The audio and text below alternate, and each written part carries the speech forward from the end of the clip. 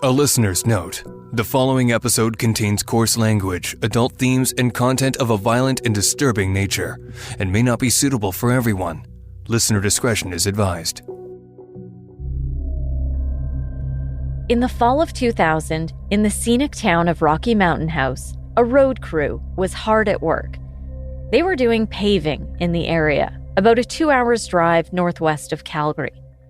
That September was particularly busy, as they tried to complete the job before the first inevitable snowfall. The work was hard and the days were long, but it was customary for the crew to go out for dinner and a few drinks to cap off each night together. But following one of those gatherings, tragedy struck. He had phoned there and said he had been attacked, and people from the 7-Eleven said this guy was all bloody. That call led police to a horrific scene. He was an extremely angry person, and he was driven by anger. Well, we did take her to a doctor, and the first thing the doctor said to her was, "Let me guess, someone that's supposed to love you did this to you." I'm Nancy Hixt, a crime reporter for Global News. Today on Crime Beat, a case that stayed with me for more than 20 years. This is the story of Brooke Clapson and the violence that followed her.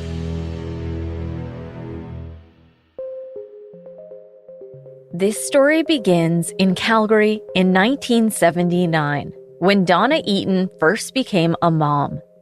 I was terrified to have my first child at 21.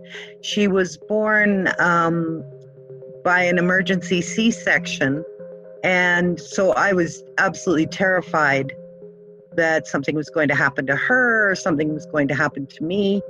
So when they woke me up after surgery and told me I had a daughter, I wouldn't believe them. She always told me, "You just never believed I was really here." From that moment on, Brooke Clapson was a ray of sunshine in her mother's life. Oh, Brooke was an absolute angel. She slept through the night early. She was loving and just adored animals, adored me. She was just such a good child. Like when she was in elementary school, I remember going to a parent-teacher interview and the teachers telling me, "We hate to punish Brooke for being good, but we put the problem children to sit with her because she tells them, 'Be quiet. You'll never learn anything if you don't be quiet.'" Brooke was 10 years old when Donna had her second daughter, Becky. All Brooke ever wanted was a baby sister. And the day her baby sister was born, she was the happiest girl on the planet. But there was a dark shadow looming over their home: domestic abuse. Donna said she eventually fled the relationship, but it was a struggle. She was a single mom and needed to provide for her girls. They didn't leave unscathed. Wounds and scars were already there. Brooke expressed her feelings through poetry. She loved to write poetry and stories. Her poetry, I have many books of her poetry, and some of it's quite dark. A lot of it's about her sister and how much she loved her sister. And I just, she would put on such a smiling face, but you could see behind those eyes that there was a lot of darkness. And I did my best to try and help her deal with it. But again, at that time, you got to think mid-90s, nobody wanted to talk about domestic violence and the effect it had on women or the family unit at all. As a teenager, Brooke struggled to escape the darkness. That's when the wheels really came off, because I think there were some really deep-seated issues that she just refused to talk about and refused to let me help her deal with. Studies have shown for children, exposure to violence can have long-term emotional, cognitive, social, and behavioral impacts. Because he was so abusive and violent that she wouldn't talk about it. And I tried to get us counseling, and I took her several times to the Eastside Walk-In counseling clinic, and she would just shut down. She wouldn't talk about anything. She went from being so driven by the rules to rules don't matter. I don't care. I'm going to get up and go to school and sit out behind the school and smoke dope all day. She wanted to try everything, do everything. She didn't feel the consequences. Consequences be damned. I'm having fun. From the moment she was 16, I couldn't follow her around every day. I had to work. I had to just, by the grace of God, be there for her when she was willing to talk and share with me what was going on and try and guide her to the best of my abilities. One veteran police officer I know who specifically worked in domestic conflict told me investigators often use the expression, "you live what you learn." That's exactly what happened when Brooke started dating.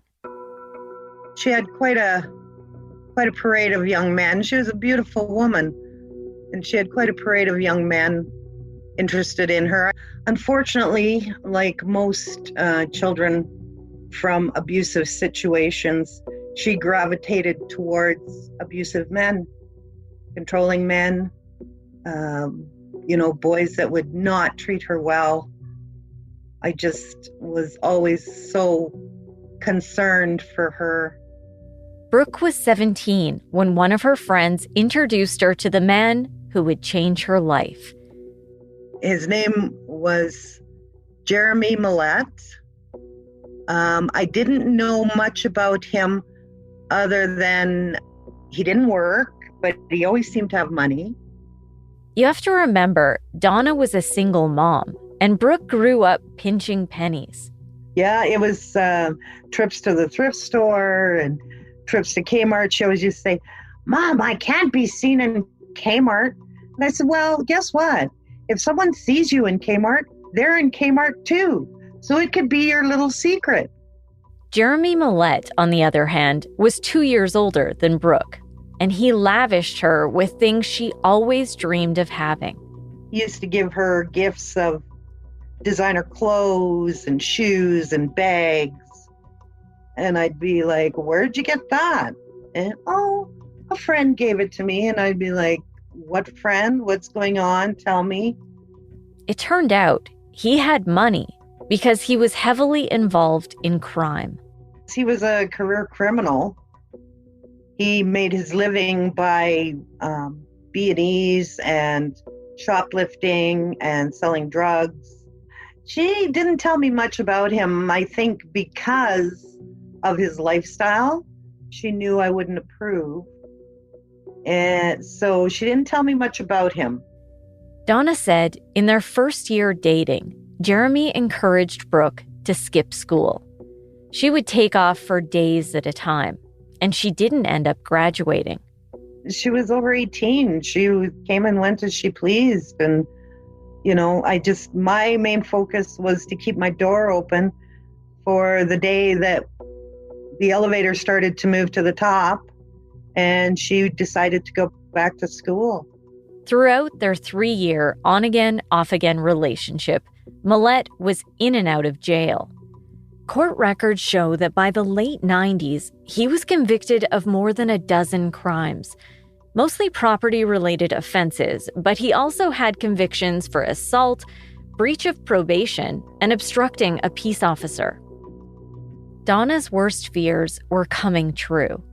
Nothing she said seemed to help Brooke realize just how bad Jerime was for her. She'd just be like, "Oh, Mom, you don't know him like I do." Then it happened. Brooke fell victim to the same abuse she witnessed as a child. I'm not sure exactly what happened. She called me just hysterical.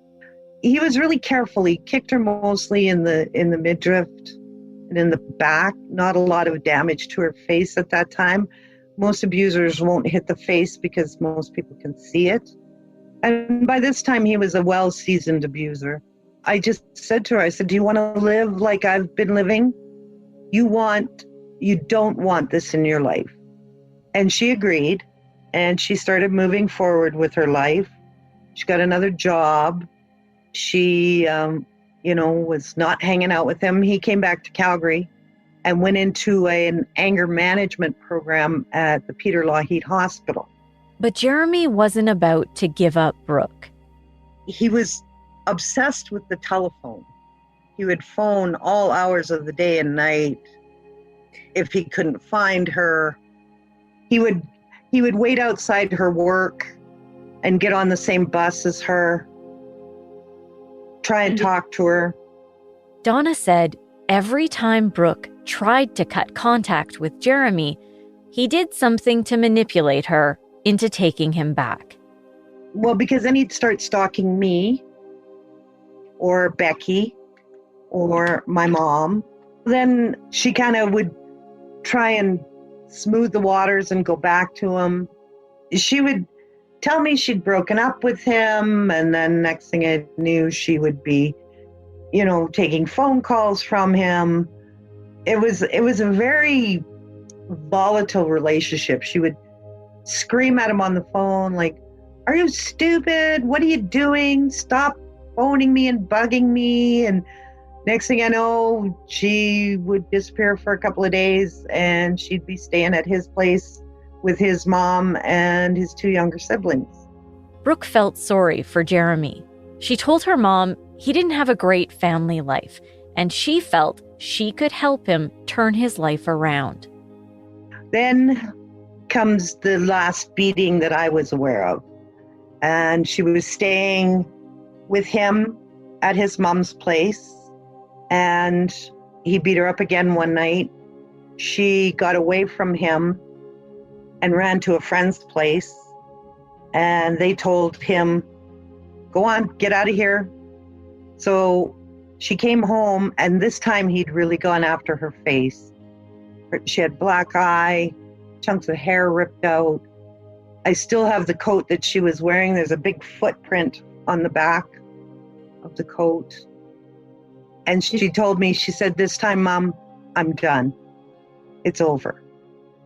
Well, we did take her to a doctor, and the first thing the doctor said to her was, "Let me guess, someone that's supposed to love you did this to you."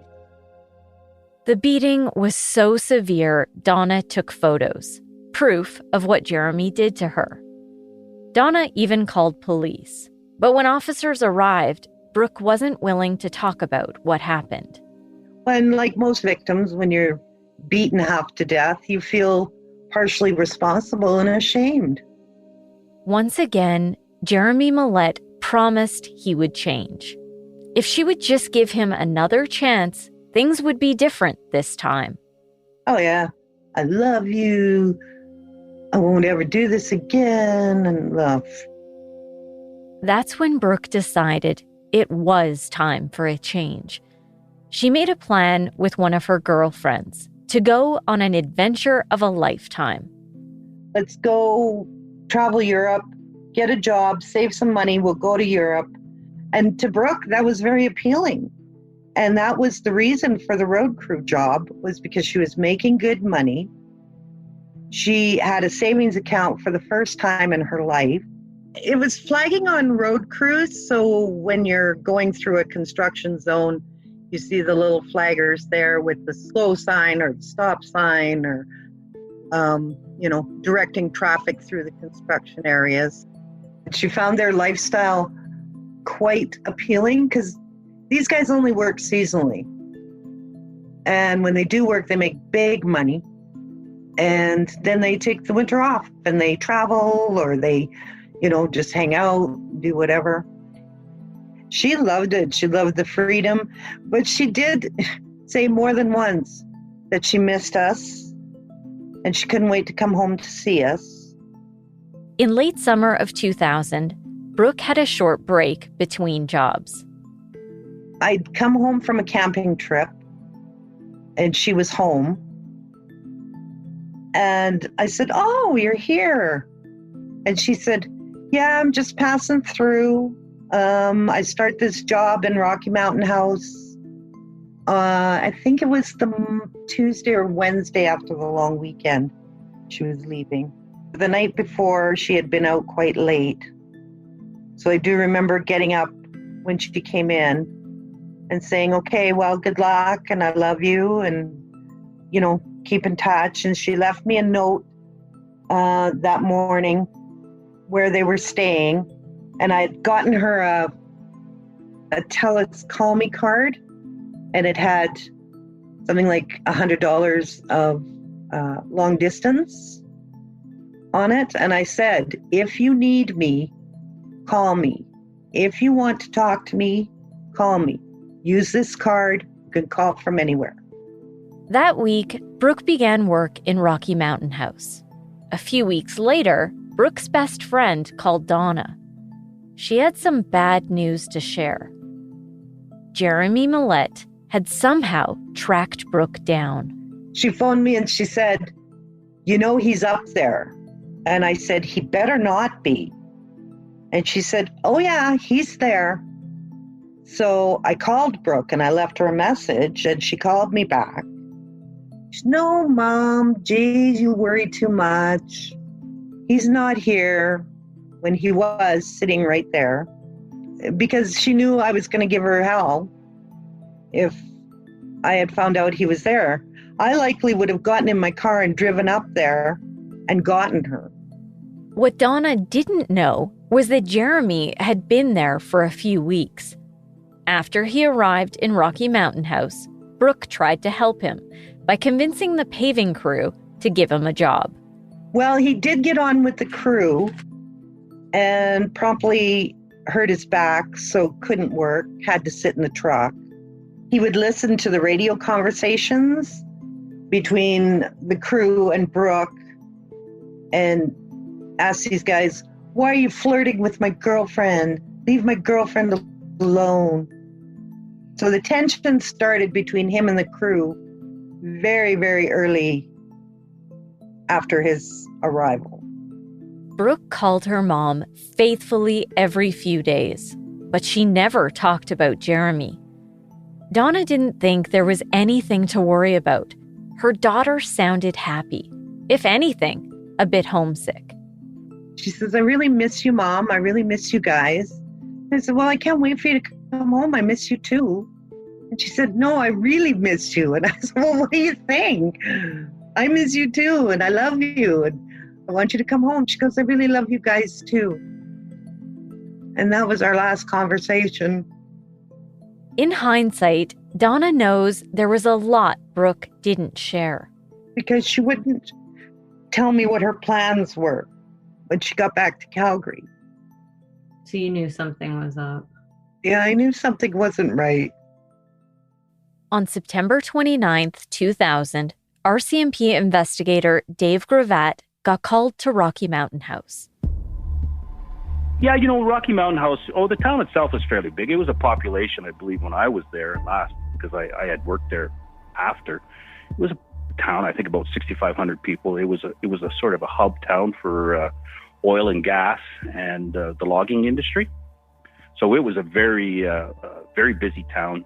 At that time, Gravatt was assigned to the Major Crimes Unit in Red Deer, an hour east of Rocky Mountain House. Gravatt is retired now, but served with the RCMP for 32 years. This case sticks out in his mind even 2 decades later. My role in this particular case is I was would have been the primary investigator. Gravatt said it all started with a call to police about a man who claimed he was the victim of an assault. He was at the 7-Eleven. People from the 7-Eleven said this guy was all bloody. The man called his grandmother, who then called police. When they arrived, officers said the man was unruly, so he was pepper sprayed. As well, his hand was cut up. Police took him to hospital for treatment. Gravatt said, given his injuries and demeanor, something seemed off. Investigators retraced the man's steps, which led them to a local motel where he was staying. That's when police found a horrific scene. Brooke Clapson was dead. She had been stabbed 30 times. Jerime Mallette was taken in for questioning. He didn't tell the investigators anything. When we interrogated him, he gave every excuse that he possibly could, and the interview was a couple hours, but he wasn't saying anything. He didn't say anything. Basically saying that, he kind of intimating that he had been a victim, and he was crying, and he really showed little or no remorse for his girlfriend. It was all about him. That's a pretty good indicator when you're watching something like this and you go, someone so supposedly so close to you has been brutally murdered, and it's all about you, somehow, your first instinct is, okay, there's further things that we have to dig into here. He was trying to save himself, basically. Sometimes when you're doing these particular interviews, it's sometimes with what you don't say that sometimes give investigators an opportunity to take other avenues. Like, he wasn't offering any really concrete defense, but he wasn't saying anything that could help him. If you're an innocent person and you've been accused of something, you can tell by the person's demeanor and his ability to want you to believe what has happened or how he's not involved. Like, sometimes you can tell within about 10 seconds that person's not involved. I don't care if it's a homicide or a break-in. When you bring someone in and they haven't done it or they haven't been near it, they'll just say, listen, I have nothing to do with this. There's their voice inflection and the way they're acting and their body language tells you. This guy here is slumped over and talking, I don't know, I can't remember, wasn't me, weak denials, but offering no concrete background to what was happening the night before. RCMP investigator Dave Gravatt quickly learned Millett had a long history with police. Well, I would categorize him as nothing more than a criminal. One of the things that when you're doing these investigations, I got called from people in Calgary who were involved in the drug trade, and they were offering to make me a deal that they would testify against Jerime if I would have their charges withdrawn, stuff like that. There was a couple of guys phoned me up and said, yeah, I really liked Brooke, and Jeremy's a real piece of shit, and I was there when he assaulted her. And I said, okay, good, I'll take your statement. Well, first we got to make a deal here first. I got charges with Calgary, and I want them withdrawn. I said, sorry, I can't help you. I said, my investigation is going along very well. I said, I'm not going to jeopardize it because I want to get you off on drug charges with the Calgary Police Service. I said, it doesn't work that way. Police also learned about the alleged prior abuse against Brooke. Even though charges weren't laid, the incident was documented. Yeah, there was a previous history. I contacted the Calgary police, and there was a record of him beating on her and doing a lot of physical things where she didn't proceed with charges. She didn't want to. So there was a background to him. This was not the first time he'd ever assaulted her. He was just a person who had no self-esteem, no ability to think. He was a follower, had nothing to fall back on. So what? He wants to make himself feel stronger and better by picking on someone who is actually trying to help him, trying to be in a relationship with him. So, and he took advantage of that. And unfortunately, that's why it sticks in my mind. Here's a young girl who's, trying to help this guy out, and then it cost her life. I was there the day Jerime Mallette was arrested and charged. Back then, especially in smaller towns, the RCMP would walk offenders from their vehicle to the back door of the courthouse. So I stood just a few feet away from Millett as this happened. He was wearing a blue prison jumpsuit, and he tried to cover his face with a handcuffed hand that was wrapped in bandages. Jerime Mallette was accused of the second-degree murder of Brooke Clapson. It was overwhelming in terms of, motive and opportunity. He was the only guy. I'm sure by now, given the background, this case seems like a bit of a slam dunk. But that's not how Gravatt operated. But, a lot of people say, oh, it's in the bag, homicide and everything else. But, there's no such thing. Because right from the beginning, when you get the phone call and the first person who shows up has to make really good notes on exactly what the person is saying. Okay, because if you don't do that and you go in there with sort of, oh, yeah, we got this guy, we got the knife, let's just lock him up and charge him. The law does not allow for that. When you have first and second degree murder and manslaughter, once it gets to court in that big oak bench, the judge has to follow certain parts of case law, and you have to break down the offense and what was said, what was done. Now, if you do a shoddy job right from the beginning and just arrest the guy, take him to the detachment or to the hospital and don't do any follow-up with it, that person could walk away, okay? So if you don't do it right the first time, you get no second chance. Investigators worked tirelessly with veteran Crown Prosecutor Luke Carrata to make sure all evidence was gathered and the case was solid. You don't want to take a good case and have someone get off on it and just say, oh, it's a manslaughter and it was an act of passion, and have someone do 2 years in jail. Because that in itself is not right, because that's not what it is. You have to prove, okay? Just because someone appears to have done something, you still have to come in with, have enough background and history to make sure that charge is followed all the way through, and that you can convince a judge and or a jury that this person is guilty of what they've been charged with.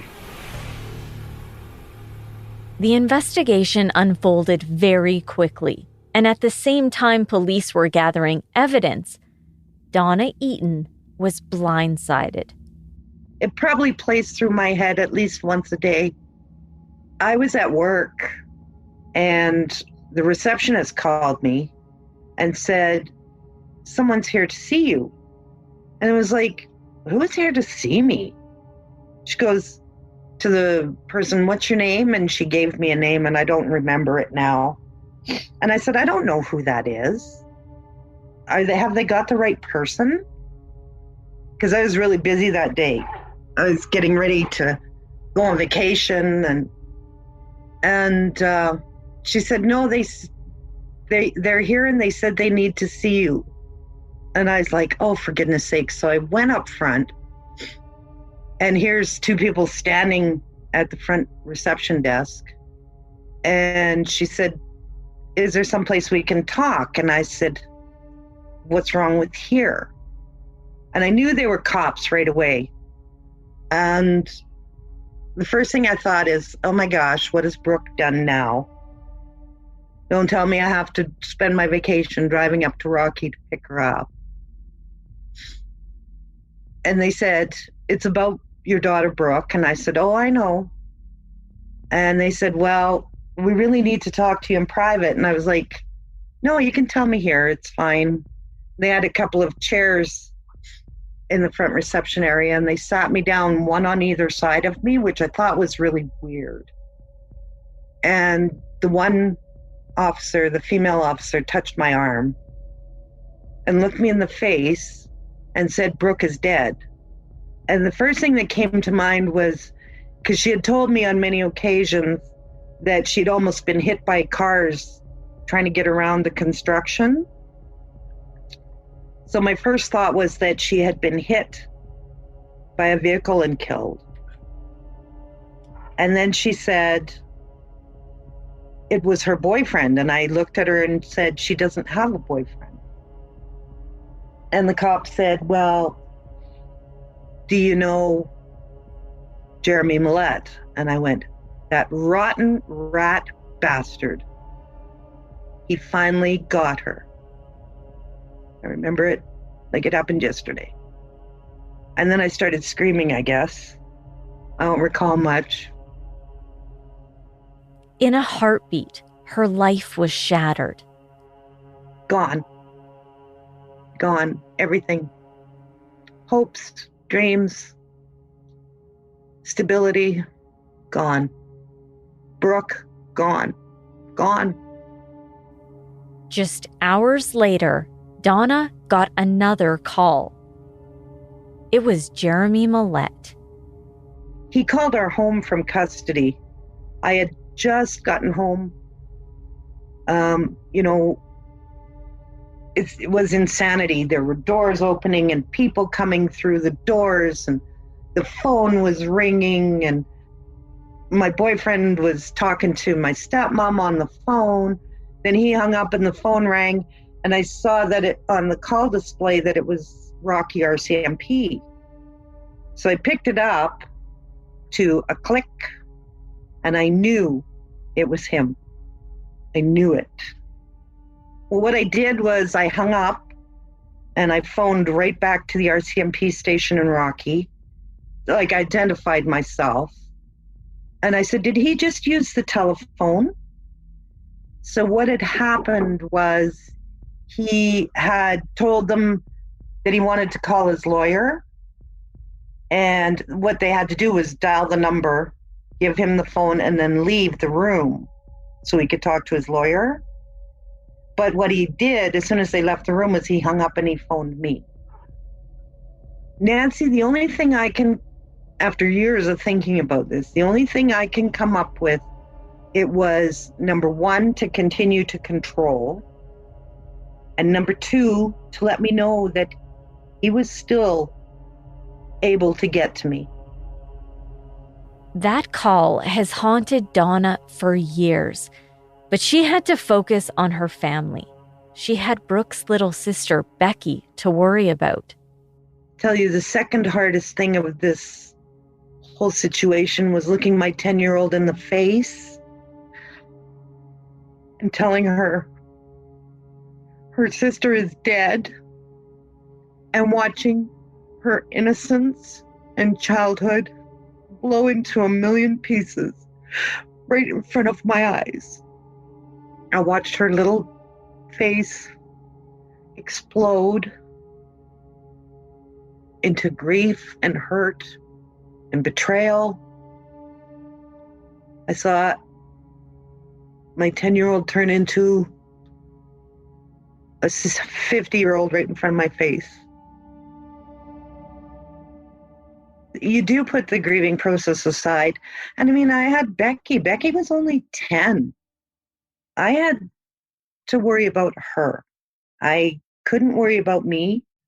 I had to get this child on track and try and keep her as sane as possible. Back in Red Deer, Luke Carrata was working on the case. He's now retired after 35 years prosecuting for Alberta Justice. It's an irony, perhaps, but yes, I imagine that it would have probably been your newscast that was at least one source of my being informed of the homicide. Investigators filled him in on the evidence they had gathered. With a serious criminal file like this that involves violence and where there are victims that are severely impacted, my practice personally was to move very quickly. And I would say that any capable Crown that's dedicated would move very quickly to get the best grasp she or he could of the file as quickly as possible. Multiple stab wounds that appeared to be randomly placed. There was no apparent pattern. They were randomly placed stab wounds to the young lady's body. That frequently is indicative of rage, anger, loss of control. This was a very intentional and a very driven series of actions to take Brooke Clapson's life. Through evidence provided by police and witnesses, Carrata was able to get a clearer picture of Mallette's violent history. He was a person that had apparently little or no emotional control, and he was prone to anger as an immediate reaction to anything that caused him stress.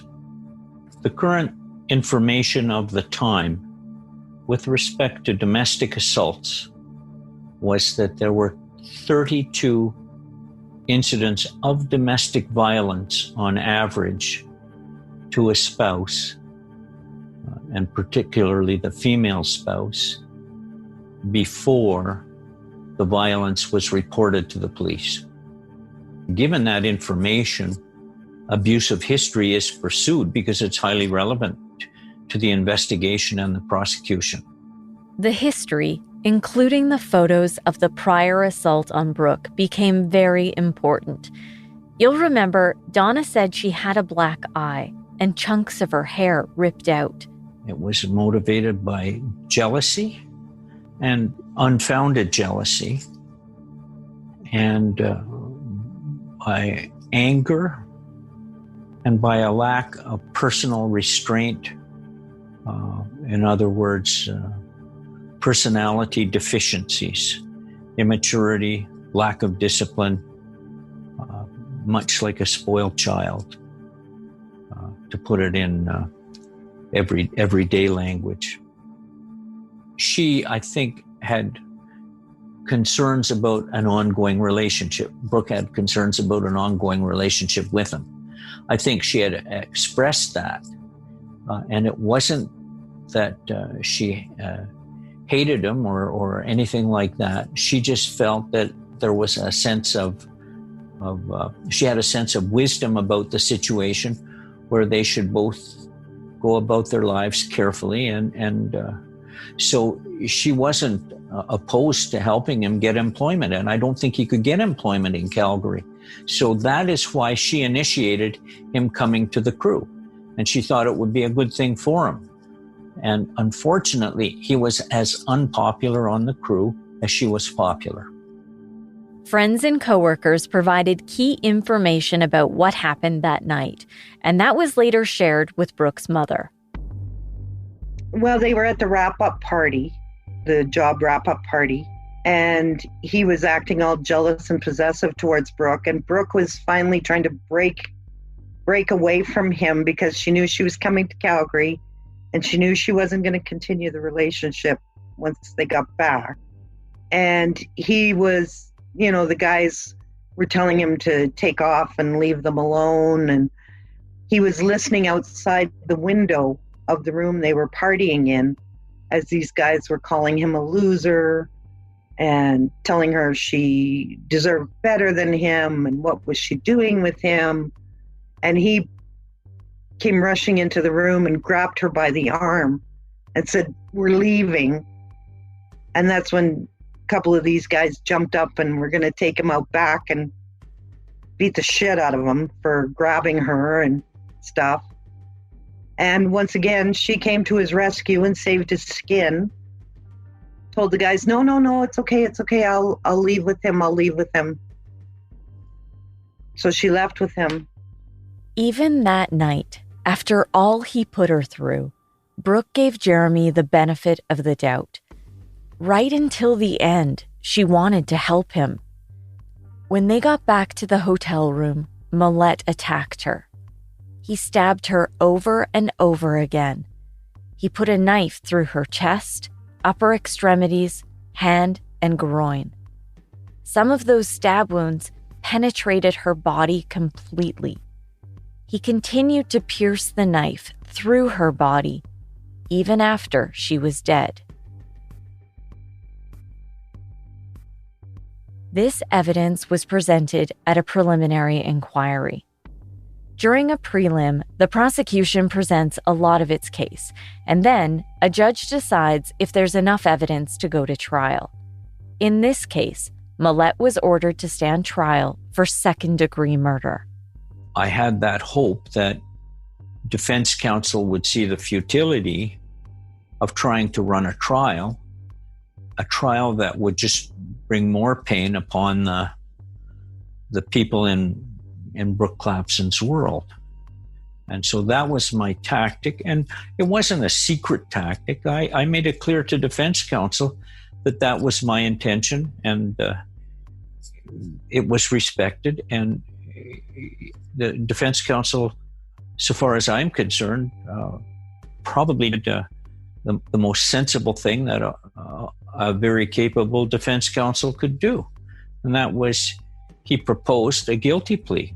I should clarify, prosecutor Luke Carrata was hoping Mallette would plead guilty to second-degree murder, a deliberate killing that occurs without planning and doesn't meet the threshold for first-degree murder.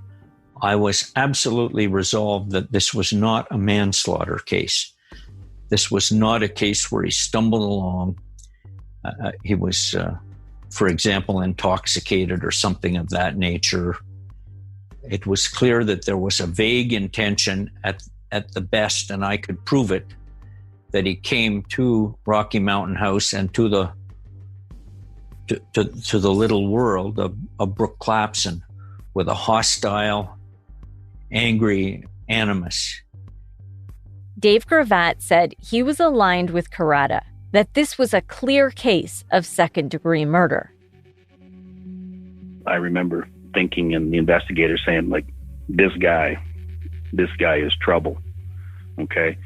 He's just a little guy, underweight, mouthy crybaby. I said, but he's dangerous. And I said, and the thing is, that's why we went with, have to go with the second degree murder and make sure it gets prosecuted.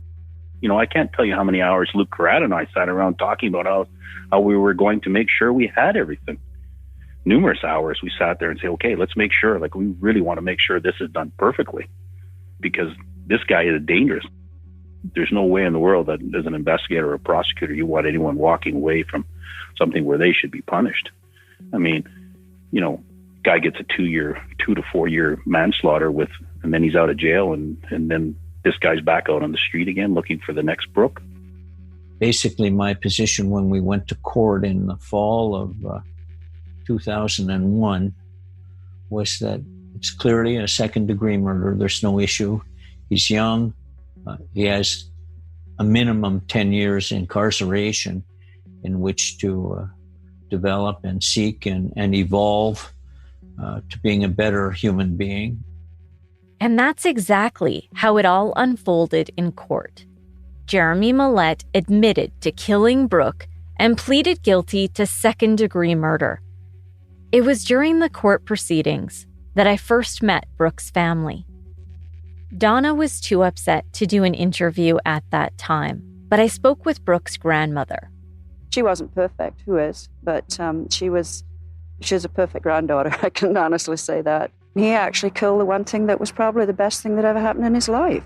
She cared for him. She used to say, Grandma, I want to, nobody cares for him like I do. I want him to get better. I want him to get off drugs, and I care. I love him.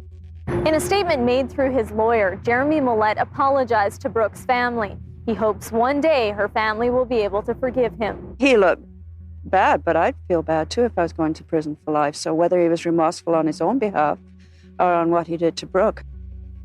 In sentencing Millett to life in prison with no chance of parole for at least 10 years, Justice Jack Holmes called Mallette's actions impulsive and horrible. I should note, while he was eligible to apply for parole after 10 years, the parole board doesn't have to grant it. The oversight of the parole board and the necessity to follow rules set out by the board really becomes apparent in this case. In 2013, Millett was assessed as a moderate to high risk to reoffend violently. At that time, 13 years after he killed Brooke, he was turned down for day parole, but granted unescorted temporary absences for personal development, specifically to attend a substance abuse treatment program. A year later, in 2014, he again applied for day parole, but was turned down. The board said, while on his leave to attend treatment, he accessed an online dating site and made a connection with a woman. In their decision, the board expressed concern that Millett told them he wasn't interested in a relationship, but his actions and words were inconsistent. The board concluded he demonstrated a lack of insight or deliberate manipulation. In 2015, the board noted he was assessed as a high risk for spousal violence. While out on an unescorted temporary absence, he failed to check in. He said he was at the library, when he was actually with a female friend and her children. His privileges were revoked. In 2016, escorted temporary absences were also suspended after he became involved with a woman in AA meetings. It was only in 2017, 16 years into his sentence and 17 years after he killed Brooke, that he was granted day parole. He's been living in a halfway house ever since. If you're serving a life sentence and you're granted parole, you'll always be supervised and under the direction of the parole board.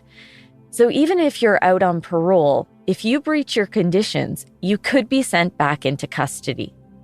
In January of 2020, he was again assessed as a moderate to high risk for violence and a high risk for intimate partner violence. The psychologist who did the assessment noted he has a history of deceiving staff and denying or minimizing his actions. He told the board he didn't know why he became violent with Brooke or why he was unable to walk away rather than kill her. At that time, he was denied full parole, but day parole continued. As I wrote this episode in November of 2020, I received another parole decision. This decision states that Millett is currently employed as a general laborer and has participated in weekend leave passes from the halfway house without issue, but also noted ongoing concerns with online dating and lies he's told about his online activity. The board said Millett met a woman and at the time of his latest hearing was in a romantic relationship. He is not allowed to go to her home until his parole officer can visit the home and interview the woman's child. Millett's day parole is extended for another 6 months. More than 20 years after he killed Brooke, he is still not granted full parole. The prosecutor, who ensured Millett would be held accountable, said that speaks volumes about his risk. That's suggestive of serious shortcomings and failures on his part to be constructive about the incarceration. It's consistent with him being a sociopathic personality, consistent with him being narcissistic, immature. Both Karada and the lead investigator, Dave Gravatt, still think about Brooke and her family. I took particular note of the dynamics of the relationship and the fact that Brooke was a young lady that was motivated and very dedicated to helping Jerime move ahead in life, to mature, to become a little more constructive in his life, productive. And it struck me as a great tragedy that Brooke did not realize the futility of her efforts. Biggest part of this and why I remember it was always the family. I always feel for the family. After, I mean, seemed like very nice people, and it was just, one of the things that was sticks with me, and I hope they find peace. And I was a parent at that time myself. I had kids that age. I got 5 kids, and had kids that age too. And as a parent, you're always hoping, but your kids, when they get to be later teens and that, they do have their own life, and sometimes you're not always privy to everything that's happening. Isn't it great that we know he's got a life sentence and that at least they can have a hold on him to get him back in jail if he offends? Because if you don't have that, somebody in the year 2020 says, what, this guy did a murder one time? The system failed us. Well, it didn't fail you. We actually have him. The police and the prosecution did as much as they can to make sure that this guy is always under the watchful eye of the parole board. Brooke's mother attends every hearing. I have to tell the truth for Brooke. I am her voice now. And the way he tells it cannot be the way the parole board or the public hears it. number one, my worry is that he's going to come looking for us. Just because I have been a thorn in his side since the moment he met Brooke. Number two, that he will hurt someone else, because he does. He starts to hunt the minute someone's back is turned. He's gone through a relationship with someone in his AA group.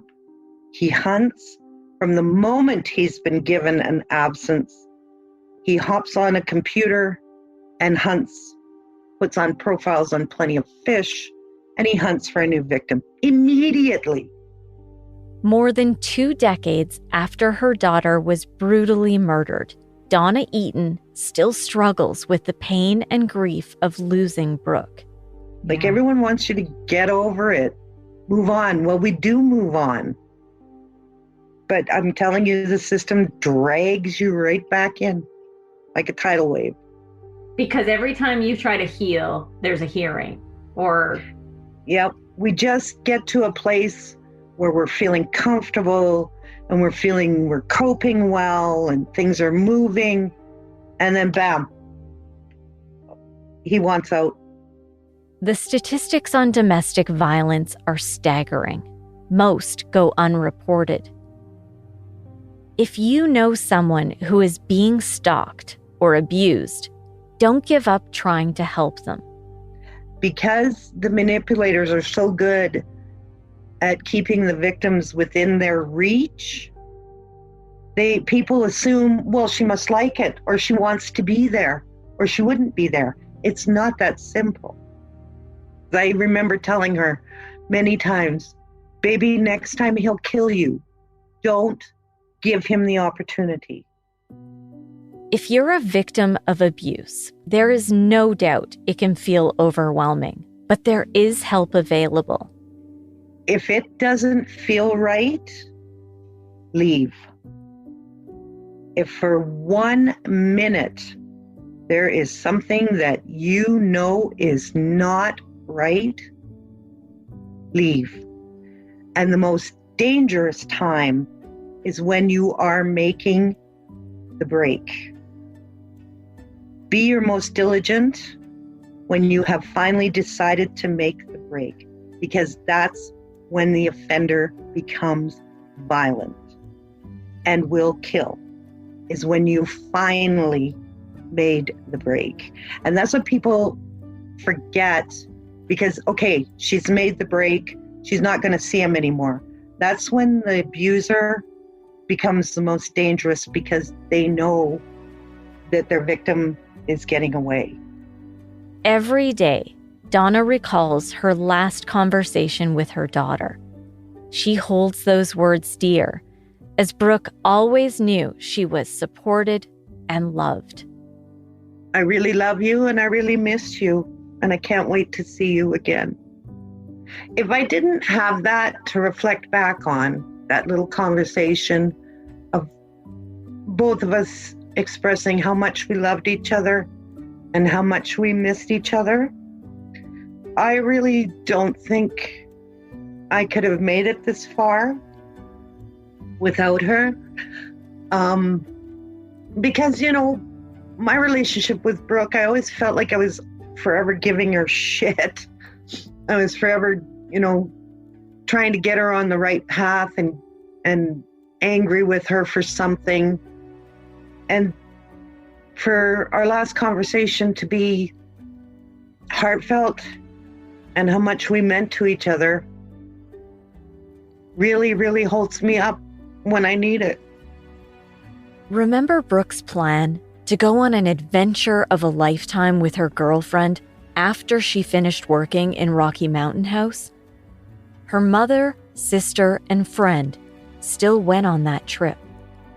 In the end, Brooke's ashes were scattered all over Europe by those who loved her the most. If you are the victim of domestic abuse or know someone who is, there is help available. In Canada, you can call the Assaulted Women's Hotline toll-free at 1-866-863-6000. 0511. Thank you for joining me and listening to Brooke's story. Crime Beat is written and produced by me, Nancy Hixt, with producer Dila Velasquez. Audio editing and sound design is by Rob Johnston. Special thanks to photographer-editor Danny Lantella for his work on this episode. And thanks to Chris Bassett, the acting VP of National and Network News for Global News. I would love to have you tell a friend about this podcast, and you can help me share these important stories by rating and reviewing Crime Beat on Apple Podcasts or wherever you listen. You can find me on Twitter at Nancy Hixt, on Facebook at Nancy Hixt Crime Beat, and I'd love to have you join me for added content on Instagram at nancy.hixt. That's nancy.hixt. Thanks again for listening. Please join me next time.